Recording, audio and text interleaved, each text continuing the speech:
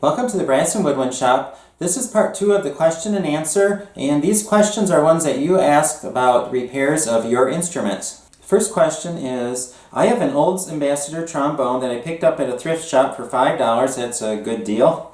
The slide plating was worn off, so I intend only to use it as decoration. The brass is quite tarnished. What recommendations do you have on polishing this trombone? I have heard about brasso and other methods, but I thought I'd consult you first.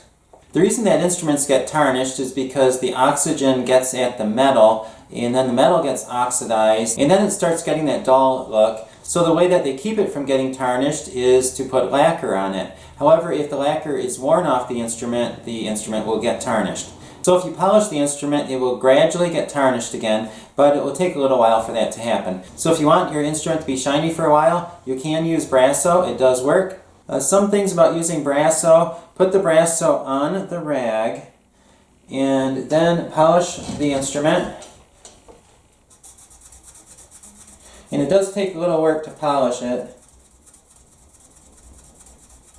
You can see that it was polished, but it does take a little bit of work to do it. So if you're up to the task, it will work.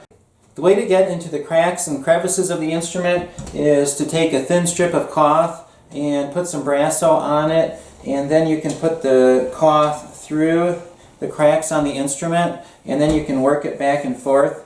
It helps if you have the instrument held securely in a vise, and that's what this tool is for. You clamp this into a vise, and then you put the instrument on it, and they do make these for trombone also.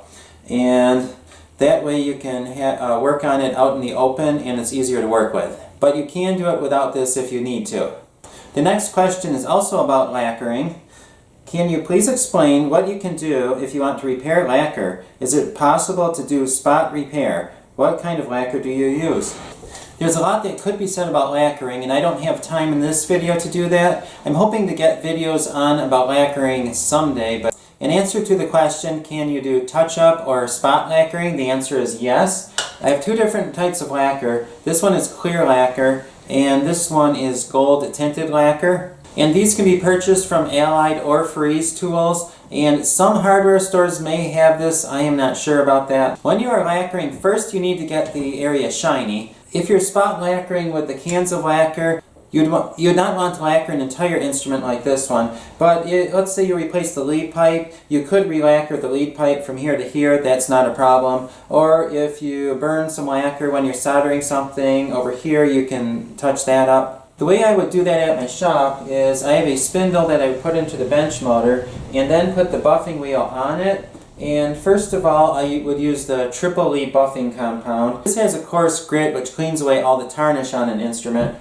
So you buff it with that. And to get into the hard to get areas, you can use a piece of wicking or some narrow cloth. You put the buffing compound onto this, and then you get the areas on the instrument that you need to polish. After you're done with the coarser grit buffing compound, you would go to the finer grit compound, which is the red rouge. And you'd use that the same way, but this gives you a finer polish. After you're done polishing it, you'd clean off all of the buffing compound with denatured alcohol. Then after you're done with it, do not touch it until after the lacquer is dry. Then you can spray it with the spray lacquer. Put 2 or 3 thin coats on there. Do not put too much or it will start to run. If you do decide to lacquer something, I suggest you practice on a junk instrument first, because it's very hard to make it look nice and do a good lacquer job your first time. Usually if you need to lacquer an entire instrument, you send it out to someone who specializes in that. It can be done at some music stores, but most people send it out to somewhere that specializes in that. The next two questions are similar, so I'll put them together. Can you please do a video about trombone slide alignment? Then from Federico in Argentina, I am a trombonist who is starting the repair of band instruments. I'd like to know how to repair trombone slide dents and how to calibrate their parallelism. Trombone slide work is very hard to explain on a question and answer video, but I do hope to do a series of videos on trombone slide work in the near future. There are 2 other questions I cannot answer on a question and answer video, but I hope to be able to do videos on those sometime. The questions are, how would you repad a piccolo? And the other question, how would you fix split wood on a bassoon? A short answer to that question is it depends where the split is. If the split happens to be in one of the tenons, and also if it's not too bad, sometimes you can get away with wrapping it with string. And they do make string for bassoon tenons, so you would take the cork off and then replace it with the string, and sometimes that will work. If the split is somewhere else in the wood, then it's harder to do. It can be done, but it is very hard to explain in a video. The next question is, I want to clean my trumpets beyond just a soap bath, and I don't want to purchase an expensive ultrasonic cleaner. What are some cleaning chemicals you recommend, and is it true that using chemicals versus ultrasonic can be more harmful to the metal? What I use for chemical cleaning is Ferree's lime and scale remover, and there's the label.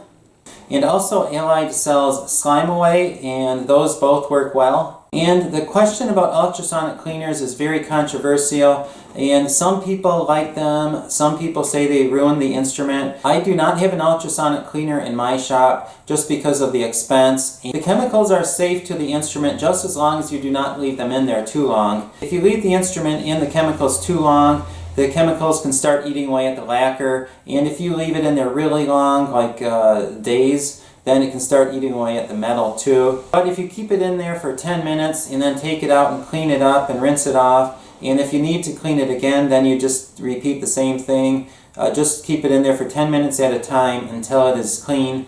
Then that usually works well without hurting anything on the instrument. Another thing about the chemicals, do not put finger button pearls in the chemicals because the chemicals will eat those away.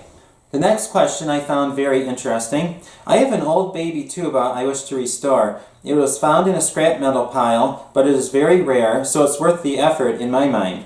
So good job rescuing an old tuba. I always like to hear about instruments that get rescued. On one of the piston valves, it appears that someone forced it out of the bottom, and the metal valve guide gouged a ridge down the length of the valve. How would you approach such a repair? That's a hard one because damage like that will cause a lot of air leakage, and it will make the instrument sound very stuffy when it's played because of the air leakage.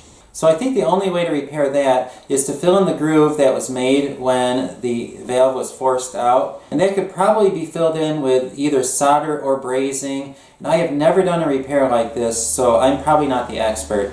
But what I would do in a situation like this is send it to Anderson Plating, and I will leave their address and contact information in the description below. What I think they would do is fill in the gap with a type of metal, I'm not sure what, and then they would do a valve job on the instrument, which involves replating the valve to build up the valve a little bit, and then they would grind down the inside of the valve to smooth it out. Then they would fit the larger piston with the plating on it into the casing, and they would make it virtually like new.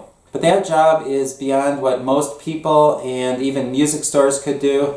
And Anderson Plating is the only one I know of who could probably fix the problem. And also it will be very expensive, and you will have to decide if the instrument is worth fixing or not.